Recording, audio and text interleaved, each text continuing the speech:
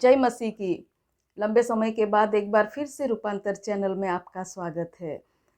पिछले एक वीडियो में मैंने बताया था कि संडे स्कूल की स्थापना कहाँ और कैसे हुई थी, और आज इस वीडियो में हम देखेंगे कि भारत में वीबीएस की स्थापना किसने की थी और कहाँ की थी। ऐसा कहा जाता है कि जन्म और मृत्यु परमेश्वर के हाथ में है, लेकिन जन्म और मृत्यु के बीच का जो समय है जिसे हम जीवन कहते हैं, वो परमेश्वर ने हर एक के हाथ में दिया है। और इस संसार में इस जीवन को हम कैसे जीते हैं, वही हम परमेश्वर को एक तोहफे के रूप में वापस देते हैं। आज इस वीडियो में हम एक ऐसे व्यक्ति के बारे में देखेंगे जिन्होंने अपने जीवन को पूरी तरह से भारत के गरीब, अनाथ और लाचार बच्चों के लिए और परमेश्वर के राज्य के लिए ही व्यतीत किया। उन्होंने भारत में सबसे पहले बीबीएस की स्थापना की, और इतना ही नहीं लेकिन बेथल एग्रीकल्चरल फेलोशिप की स्थापना की, और भारत में सबसे बड़ी मिशनरी सेवा जो एफएमपीबी की सेवा है, उसकी स्थापना में भी उनका बड़ा हाथ रहा।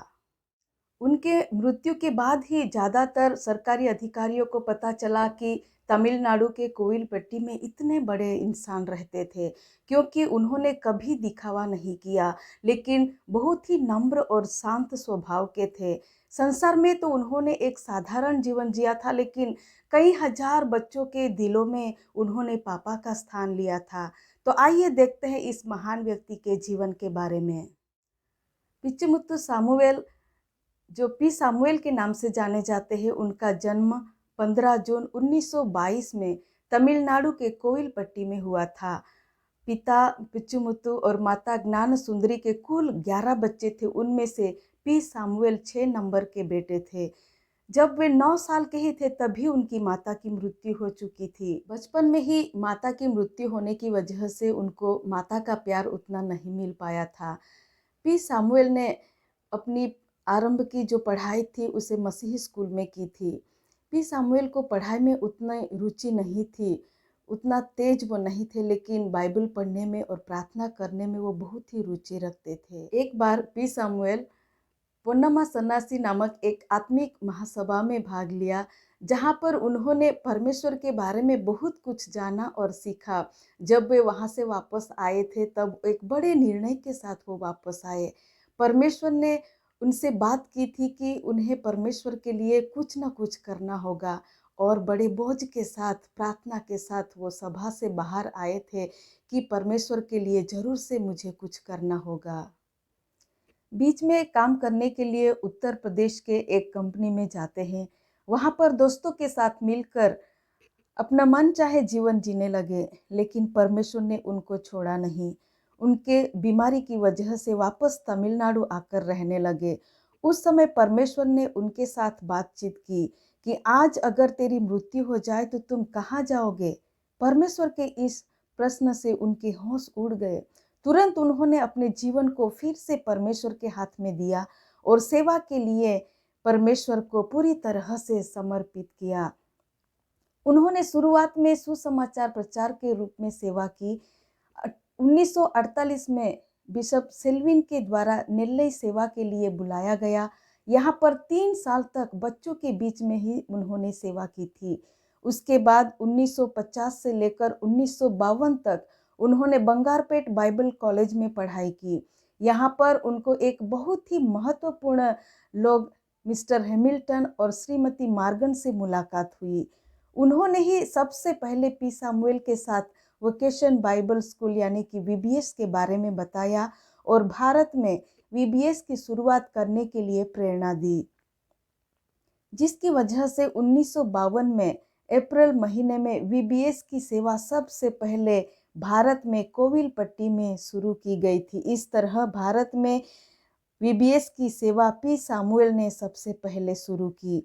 उनके साथ बाकियताई और ईडिथ मार्गन नामक बहनों ने साथ दिया।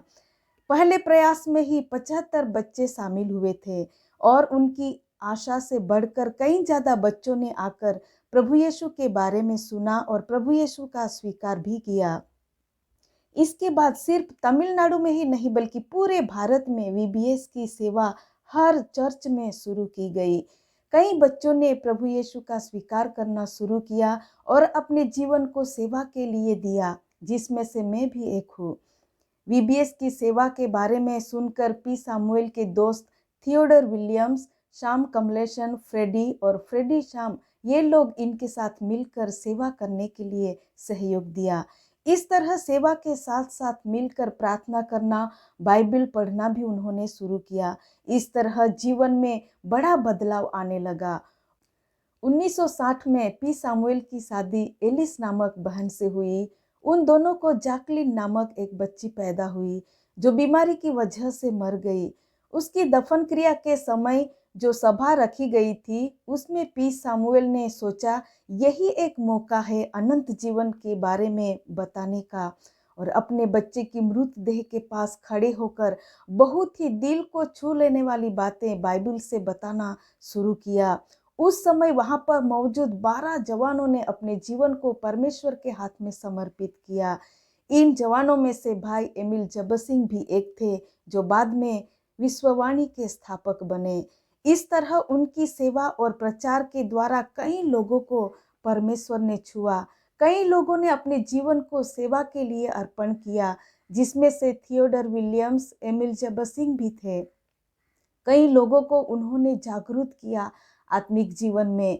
शाम कमलेशन के साथ मिलकर उन्होंने डेनिसपेट में बेथेल एग्रीकल्चर फेलोशिप नामक संस्था की स्थापना की। Bethel Bible Institute, Bethel school, Bethel children's home, Bethel press जैसी कई संस्थाएं शुरू की। इतना ही नहीं बल्कि एफएमपीबी की स्थापना में भी उनका बड़ा सहयोग रहा। और एफएमपीबी की मंथली मैगजीन जो अरेकुअल कहलाती है उन्होंने ही शुरू की थी। इन्होंने अनगिनत लोगों को सही रास्ता दिखाया और उनकी अगुवाई की। पी सामुएल ने संध्या नामक बहुत ही प्रसिद्ध प्रार्थना सभा की भी शुरुआत की। संध्या के समय जवानों के लिए खास प्रचार और प्रार्थना होती थी। इस संध्या के द्वारा कई जवानों के दिलों को उन्होंने छुआ।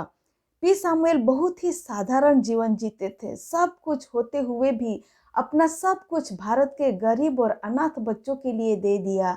यहाँ तक कि अपने 5 बच्चों के लिए भी कुछ न रख छोड़ा। उन्होंने हजारों बच्चों को जो अनाथ, गरीब और जेलरों के बच्चे और कुष्ठ रोगियों के बच्चे थे, पाला पोसा, अच्छी शिक्षा दी और जितना पढ़ना हो उतना फ्री में पढ़ाकर, यहाँ तक कि कुछ बच्चों को अपने खर्चे से शादी भी करवाते थे। लड़कियों को अपने माता पिता की तरह सब सामान देकर अपने बच्चों की तरह शादी करवाते थे। बेथेल होम में पढ़े सभी बच्चे आज दुनिया के हर कोने में बड़े बड़े स्थान पे है। और पी सामुएल के दर्शन जो छोटे से छोटा 1000 हो जाएगा और सबसे दुर्बल एक सामर्थी जाति बन जाएगा। मैं यहोवा हूँ, ठीक समय पर यह सब कुछ शीघ्रता से पूरा करूँगा। इस तरह सब अनाथ बच्चों को वे राजा और राजाती ही बुलाते थे और सचमुच में उनकी देखभाल राजा और रानी की तरह ही की जाती थी। आज भी बेथेल होम में पढ़े सब लोग पी सामुएल को डैडी ही कहते हैं। कूड़ों में से, सड़कों के किनारों से, झाड़ियों में से बच्चों को उठाकर उनको नया जीवन और नई पहचान दी है। उनकी देखभाल के लिए दाइयों को रखा जाता था। ऐसे बच्चों के नाम के पीछे उनके पिता का नाम यानी कि पी सामुएल ही लिखा जाता है। परमेश्वर का वचन कहता है कि जो गरीबों पर दया करता है वो परमेश्वर को उद्धार देता है।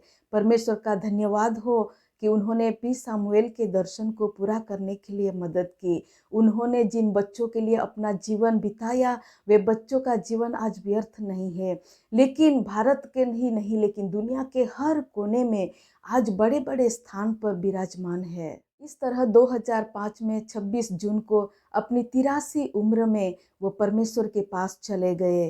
60 साल तक उन्होंने परमेश्वर की सेवा करते हुए अपनी दौड़ को पूरी की और इस संसार में जो जीवन उनको दिया गया था उसको बहुत ही अच्छी रीति से जीकर अपने जीवन को एक तोहफे के रूप में वापस परमेश्वर को दिया। प्यारे मित्रों, हम में से हर एक को परमेश्वर ने ये जीवन हमारे हाथ में दिया है। हम उसे कैसे जीते हैं? परमेश्वर के लिए हमने क्या किया है? क्या इस संसार को छोड़कर जब हम जाएंगे तो प्रभु अपने सिंहासन से खड़े होकर हमसे मिलने आएंगे? परमेश्वर हम सबको आशीष दे। परमेश्वर का धन्यवाद हो। आमीन। है।